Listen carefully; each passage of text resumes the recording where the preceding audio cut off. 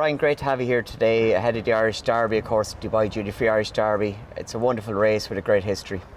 Yeah, no, over the years, I remember as a kid growing up watching Frankie win on Balanchine and the like, and then you see the likes of Mondieu and then obviously Galileo came along not long after him, and been plenty of champions that have won this race and gone on to greater things. Indeed, and Galileo, of course, had a big bearing in your career riding for Aidan O'Brien. Yeah, obviously he's been the best stallion of the last decade and a half, isn't he? And I've been very lucky to ride many of his sons and daughters. Indeed, and Ryan, the Curragh, it's obviously a natural track. It's got a great history. It's a couple of hundred years old. In comparison to what you're used to riding in Asia, it's a natural track, not a man-made track. How do you explain to people, how does it ride? The mile and a half at the Curragh, it actually, especially on Derby Day, it's a very fast track. You know, the Curragh it's a big open track. They can move the rails an awful lot, but Derby Day, it's always at its innermost configuration, and it's always tighter and it rides fast. It's a bit undulating, as you say. It's man-made, and drainage. There isn't any of that, but middle of summer really, it's usually nice ground. But like the Curragh is a very fair track usually, and it is a test of stamina, but they do have to have speed here. They do have to get a position, and they do have to travel, and they do have to pick up. And on that getting a position, I always thought it's a bit of a reminder. It's quite a short run to the first bend, and just getting out of stall is quite important. Yeah, absolutely. You're turning quite a lot down the back, and once you're kind of in your position, it's hard to change it, because if you do, you get pushed wider and wider. And as I say, the rail's tight on that day, and it can be tricky to make ground in the middle part of the races. Indeed, and once you get straightened up, you've got 2.5 furlongs, 500 metres left to run. Can get messy on the inside. It's a balancing act between saving ground and maybe not getting stuck behind a horse come back in your lap. Yeah, absolutely. Like you do have a good stretch, and the last furlongs on uphill a bit, so you do have a chance to make up some ground. But usually I always think you want to be fairly close up once you turn into the straight.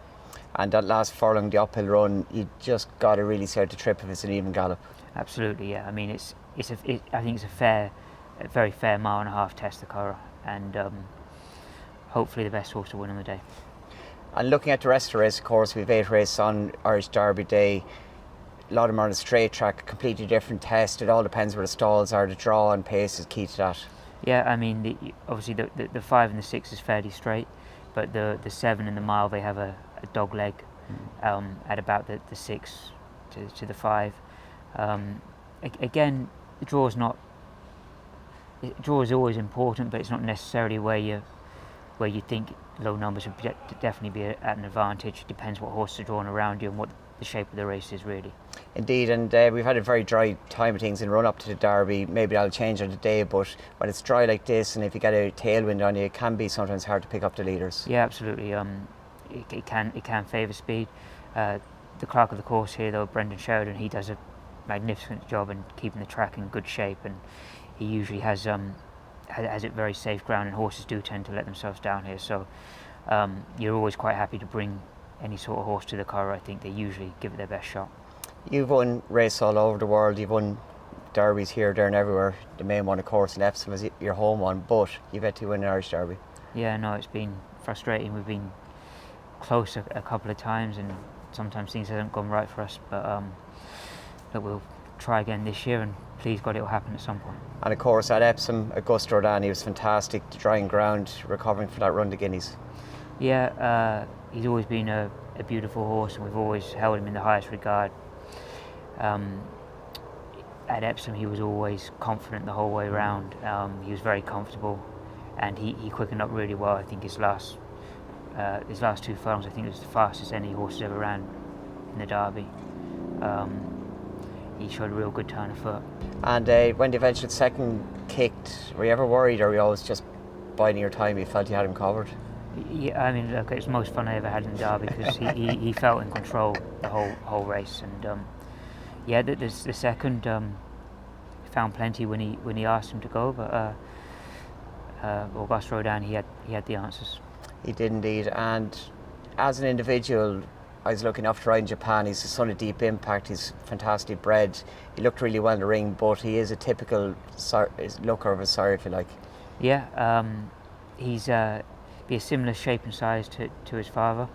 I think he likes being ridden the same way as Deep Impact did. We've seen what he's done as a stallion. He's been phenomenal, and we like to think this horse has inherited a lot of the best points, and he's obviously out of a very good Galileo mare that won Group 1s at 2, 3 and 4, so he ticks a lot of boxes. He's a beautifully balanced horse, beautiful mover, and he's got a very good attitude. He wants to do it. So the silenced grandfather, of course, he was compared to him in lead up to the race, at least. Yeah, no, look, he's very similar markings to his grandsire, and he was obviously a Kentucky Derby and Preakness winner, and that's where some of the speed comes from. And on Aidan O'Brien, he's 30 years since he trained his first winner, his 9th Derby. What does he like to deal with? Your relationship it's grown over the years, it's been tremendously successful. Yeah, look, I've been very fortunate to ride for Aidan and Cornwall for I think since 08 or 09 I first had my first rides for them, so I've always learnt so much riding for them, and Aidan's always looked after me super, and very fortunate to be riding for the people that I do ride for. Indeed, and the belief he instilled in the horse to you pre-Epsom and Auguste Rodin after that blip in the Guineas.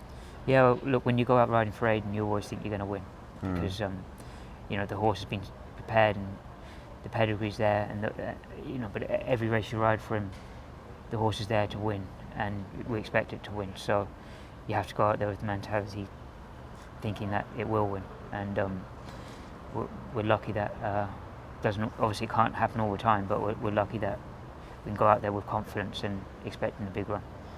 And you've ridden all over the world, Australia, of course, we won Melbourne Cups, Hong Kong, Japan, Ireland. You're quite a regular visitor through that association with Aidan. The difference of the cultures of the racing communities, it's real knowledge of the horse here, I suppose, I describe Ireland as having over a lot of nations, perhaps maybe at ground level at least. Yeah, I mean, when you come racing in Ireland, you always tend to see the same sort of faces, really, and they're very loyal to their sport. They come to all the meetings, and in Ireland, everyone knows someone with a horse, really, I think, and has an understanding of the animal.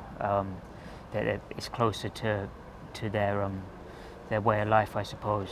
People have been brought up around horses, so they understand them very well. And look, riding in Ireland, it's probably near the home of horse racing, really.